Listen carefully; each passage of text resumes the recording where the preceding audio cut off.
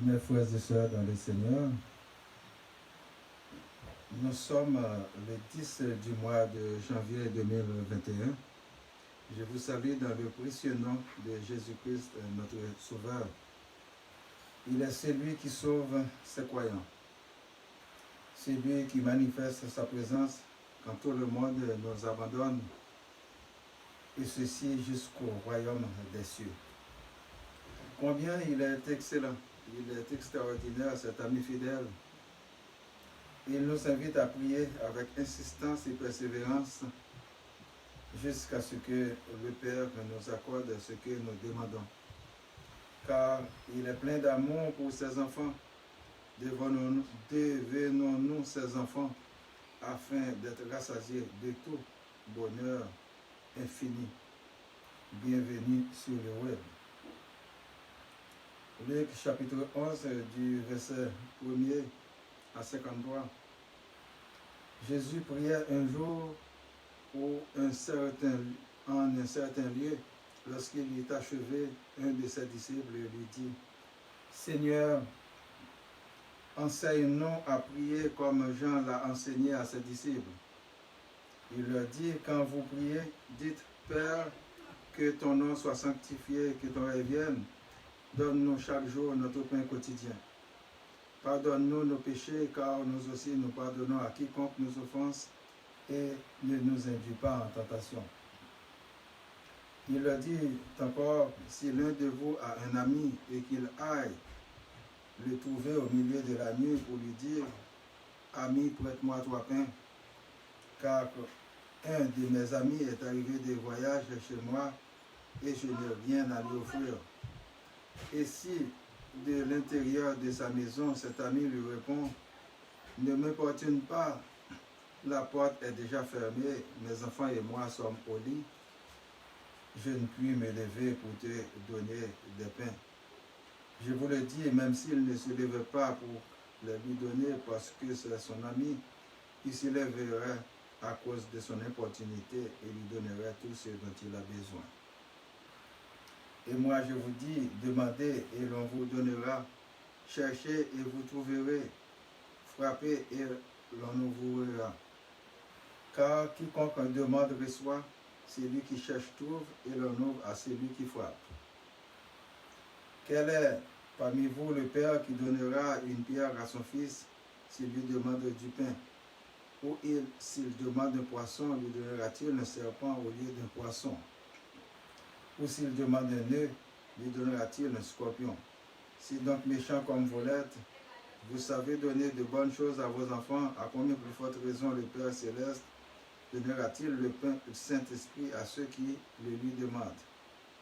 Jésus chassa un démon qui était muet. Lorsque le démon fut sorti, le muet parla et la foule fut dans l'admiration. Mais quelques-uns dirent: c'est par Belzéboul, le prince des démons, qu'il chasse les démons. Et d'autres, pour l'éprouver, lui demandèrent ainsi, venant du ciel. Comme Jésus connaissait leurs pensées, il leur dit: tout royaume est divisé contre lui-même est dévasté, et une maison s'écroule sur une autre. Si donc Satan est divisé contre lui-même, comment son royaume subsistera-t-il, puisque vous dites que je chasse les démons par Belzéboul? Et si moi je chasse les démons par Belzéboul, vos fils par qui les chassent-ils? C'est pourquoi ils seront eux-mêmes vos juges. Mais si c'est par le droit de Dieu que je chasse les démons, le royaume de Dieu est donc venu vers vous. Lorsqu'un homme fort et bien armé garde sa maison, ce qu'il possède est en sûreté.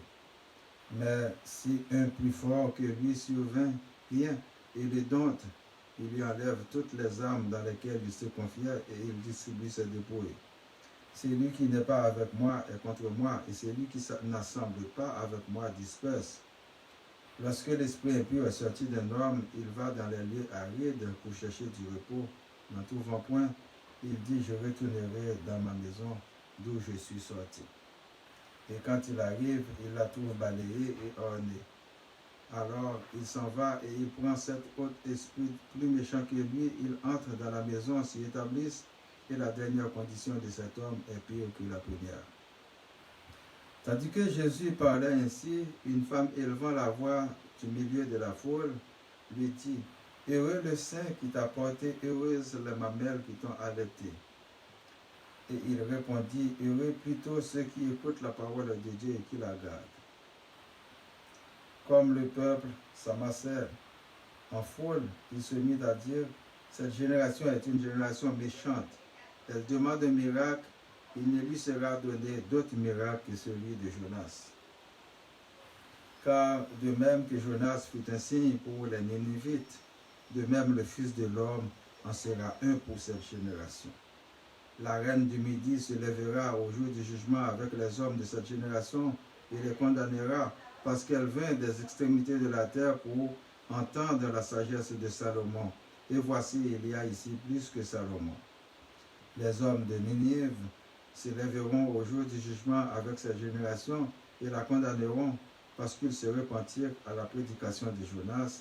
Et voici, il y a ici plus que Jonas. Personne n'allume une lampe pour la mettre dans un lieu caché ou sur le boisseau, mais on la met sur le champ de lier afin que ceux qui entrent voient la lumière. Ton œil est la lampe de ton corps. Lorsque ton œil est en bon état, tout ton corps est éclairé. Mais lorsque ton œil est en mauvais état, ton corps est dans les ténèbres. Prends donc garde que la lumière qui est en toi ne soit ténèbres.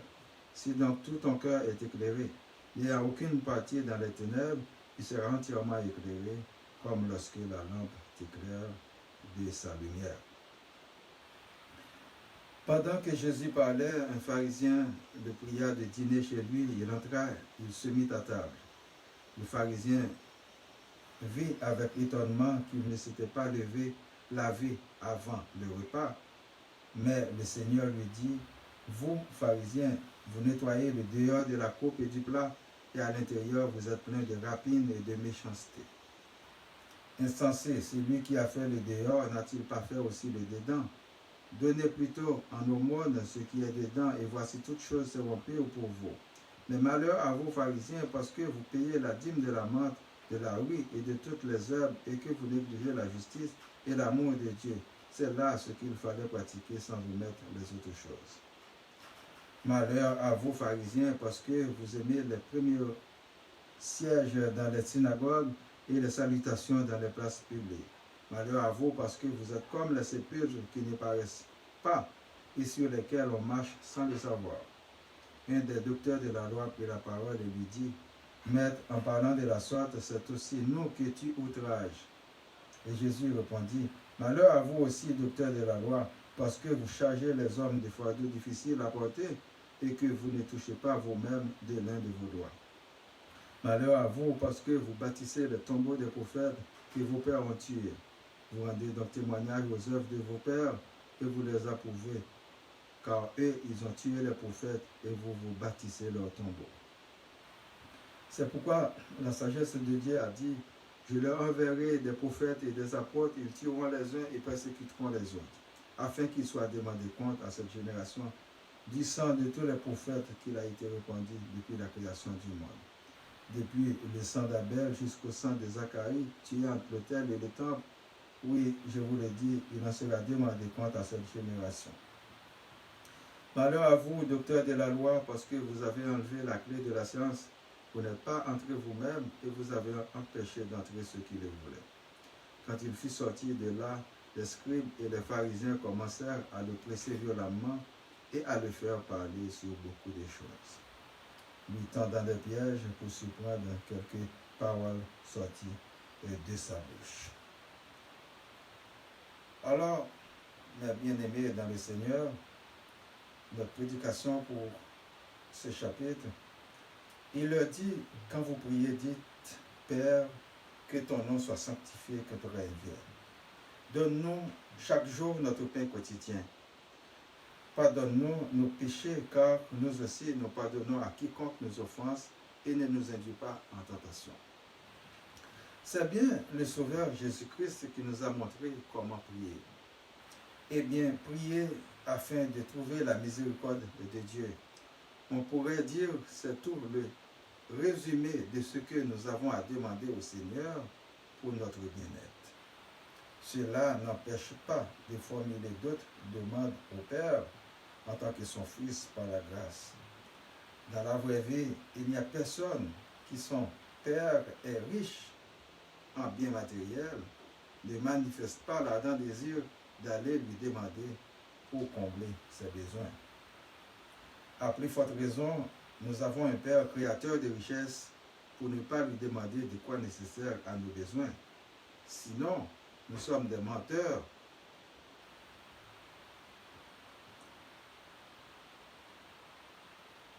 Nous ne sommes pas vraiment ses enfants. Et pour devenir ses enfants, nous devons tout, coûte que coûte, repentir de nos péchés, afin de lui ressembler. Il est toujours fidèle à notre écoute.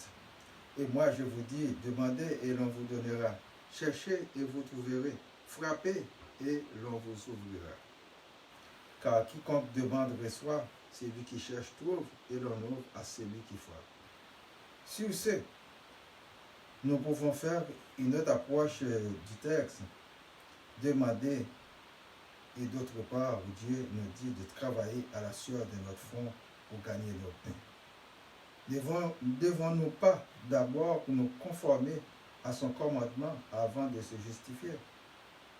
Il faut oser, même demander avec insistance, avec persévérance, jusqu'à ce que nous recevions. Il faut chercher avec insistance et persévérance jusqu'à ce que nous trouvions. Il faut frapper avec insistance et persévérance jusqu'à ce qu'on nous ouvre. Car quand nous avons seulement que Dieu à nous adresser, il se souviendra toujours de nous. Il sera un Dieu pour nous et nous serons son peuple. Et sa fidélité demeurera pour toujours. Quel est parmi vous le Père qui donnera une pierre à son fils s'il lui demande du pain ou s'il demande un poisson? Lui donnera-t-il un serpent au lieu d'un poisson? Ou s'il demande un nœud, lui donnera-t-il un scorpion? Si donc méchant comme vous l'êtes, vous savez donner de bonnes choses à vos enfants, à combien plus forte raison le Père céleste donnera-t-il le Saint-Esprit à ceux qui lui demandent? L'Éternel, dans sa bonté, sait donner de bonnes choses à ses enfants. Ce n'est pas étonnant qu'il nous donne un champ de blé au lieu d'un pain. Ce n'est pas du tout étonnant qu'il fasse de nous pêcheurs de poissons au lieu de nous donner un poisson, parce qu'il sait donner de bonnes choses à ses enfants. Nous autres, quoique l'imperfection de notre amour, c'est donner de bonnes choses à nos enfants, à plus forte raison dans sa bonté de nous combler de bonnes choses, de valeur, et nous livrer même le paradis si nous restons connectés avec lui comme le sarment de la vigne. Jésus chassa un démon qui était muet. Lorsque le démon fut sorti, le muet parla et la foule fut dans l'admiration. Mais quelques-uns dirent, c'est par Belzéboul, le prince des démons, qu'il chasse des démons. Nombreux sont aujourd'hui ceux qui croient que c'est le diable qui opère des miracles. Faux. Le diable fait des démonstrations pour nous séduire avec des prodiges et en retour, on va récolter la mort éternelle. Mais le diable ne peut pas donner la vie. La vie est en Dieu et le souffle de vie l'appartient. Il est le créateur de toutes choses. Il est l'alpha et l'oméga. Le pouvoir de Jésus vient de Dieu. Et c'est Dieu qui a opéré les miracles en lui. Sans Dieu, il ne pouvait rien faire de lui-même. Jésus ne pouvait pas utiliser la force de Belzéboul pour chasser les démons. Car quand les démons le voient, ils tremblaient de peur. Il n'y aura point de cohabitation entre eux. Et si moi je chasse les démons par Belzéboul, vos fils par qui les chassent-ils? C'est pourquoi ils seront eux-mêmes vos juges. Mais si c'est par le doigt de Dieu que je chasse les démons, le royaume de Dieu est donc venu vers vous. À chaque manifestation de miracle, c'est que le royaume de Dieu s'est approché de cette personne ou de cette maison. C'est un vrai témoignage incontestable. Les miracles se font encore au nom de Jésus pour certifier qu'il vient de Dieu et Dieu est en lui. Celui qui n'est pas avec moi est contre moi, et celui qui n'assemble pas avec moi disperse. Cela nous explique qu'il n'y a pas de neutralité dans la spiritualité, soit qu'on est avec Jésus ou avec l'ennemi, le diable. On ne peut pas servir 2 maîtres à la fois, sinon on devient menteur. Ce sont 2 routes parallèles qui ne se rencontrent pas. Tandis que Jésus parlait ainsi, une femme élevant la voix du milieu de la foule lui dit « Heureux le sein qui t'a porté, heureuses les mamelles qui t'ont allaité. » Et il répondit « Heureux plutôt ceux qui écoutent la parole de Dieu et qui la gardent. » La femme avait un langage humain et Jésus parlait de la spiritualité. Il nous faut aller au-delà des éloges humains, mais pensez toujours au royaume de Dieu pour ne pas rater la bonne occasion dont nous ne savons pas si ce n'est pas la dernière. Personne n'allume une lampe pour la mettre dans un lieu caché ou sous le boisseau, mais on la met sur le chandelier afin que ceux qui entrent voient la lumière. Jésus dit, le peuple demande un miracle. Plus jamais, il ne va pas en avoir d'autre que celui de Jonas. Le peuple de Ninive en sera témoin. Le Fils de l'homme est témoin. Aujourd'hui, les prédicateurs, les serviteurs en seront des témoins. Et après, il va y en avoir d'autres témoins, si la fin n'est pas encore accomplie. Prends donc garde que la lumière qui est en toi ne soit ténèbres. Nous devons demander à Dieu la grande lumière, afin d'avoir des yeux spirituels pour avoir la sagesse de comprendre, pour cultiver la méditation de la parole de Dieu et pour comprendre les choses célestes que Dieu nous a révélées. Mais malheur à vous, pharisiens, parce que vous payez la dîme de la menthe, de la rue et de toutes les herbes que vous négligez, la justice et l'amour de Dieu. C'est là ce qu'il fallait pratiquer, sans omettre les autres choses. Malheur à vous, pharisiens, parce que vous aimez les premières places dans les synagogues et les salutations dans les places publiques. En toute chose, il faut tout d'abord chercher la justice et l'amour de Dieu avant de penser aux dîmes de la menthe sans omettre les autres choses. Faire des actions de grâce, faire des offrandes ou payer de la dîme sans être converti ou repenti ne fait pas de vous un enfant de Dieu ou un chrétien ou autant, mais un geste de générosité, un geste utile à la communauté conviée. Jésus parla les pharisiens au sépulcre blanchi, bon de l'extérieur et plus doucement à l'intérieur, ce qui faisait irriter les docteurs de la loi. Et Jésus répondit, malheur à vous, aux docteurs de la loi, parce que vous chargez les hommes de fardeaux difficiles à porter, et que vous ne touchez pas à vous-même de l'un de vos doigts. De nos jours, les hommes se tentent de lécher des projets de loi et des lois dont ils ne sont même pas en mesure de respecter. Mais ils deviennent un poids sur le dos des autres. En outre, les docteurs de la loi ne respectent pas les commandements de Dieu. Ils ont détruit les autres qui vont accepter le message du royaume de Dieu, avec scientificité, avec philosophie, en agissant de la sorte. Vous rendez témoignage aux œuvres de vos pères et de vos vies, car eux, ils ont tiré pour faire, vous bâtissez leur tombeau. Et chaque génération a son lot de misère. Nous héritons tous des mauvais souvenirs de nos pères qui tuaient les prophètes et d'autres qui les ont persécutés. Alors, à vous de la loi, parce que vous avez enlevé la clé de la science, vous n'êtes pas entre vous-même et vous avez empêché d'entrer ceux qui veulent. C'est ceux qui veulent avancer dans le royaume de Dieu. La science est-il pour gérer, administrer et développer la terre. Et la parole de Dieu vers le royaume de Dieu, vers la vie éternelle. Et Dieu, pour qu'il nous donne assez de force et de réaction, pour supporter les souffrances de chaque jour, pour supporter le confinement, la pandémie, car la souffrance a une fin des enfants de Dieu, qui nous bénissent tous et tous. Nous prions pour ma famille, famille, les membres du groupe de solidarité, M. Rémi, M. Estima, M. Emmanuel, M. Adrien, Mme Benoît, M. Etienne, famille, M. Larry, famille, Mme Alcine, Monique, Mme Béa, M. Tidor, Mme Fania, Mme Marie, Mme Michael, les personnes malades, les étudiants, les professionnels, les gens d'affaires, les gouvernements, les chômeurs, les autorités civiles et militaires, les personnes vulnérables, les personnes à mobilité réduite, Ville, Laval, Montréal, Québec, Canada. Que le Père puisse aider nos demandes. Que chacun joue son rôle dans le bien, c'est le don qui s'inscrit dans la chaîne que nous sommes tous maillons. Que le Seigneur nous donne la paix dans ce pays pandémique. Citons notre Père, Jésus aussi. Que ton nom soit sanctifié, que ton règne vienne, que ta volonté soit faite sur la terre comme au ciel. Donne-nous aujourd'hui notre pain de ce jour. Pardonne-nous nos offenses comme nous pardonnons aussi à ceux qui nous ont offensés. Et ne nous laisse pas entrer en tentation. Mais délivre-nous du mal, car c'est à toi qu'appartiennent le règne, la puissance et la gloire au siècle des siècles. Amen. Je vous souhaite de passer une bonne journée, une bonne semaine. Lisez toujours votre Bible sur votre serviteur. Boniface Paradon. Merci, à la prochaine.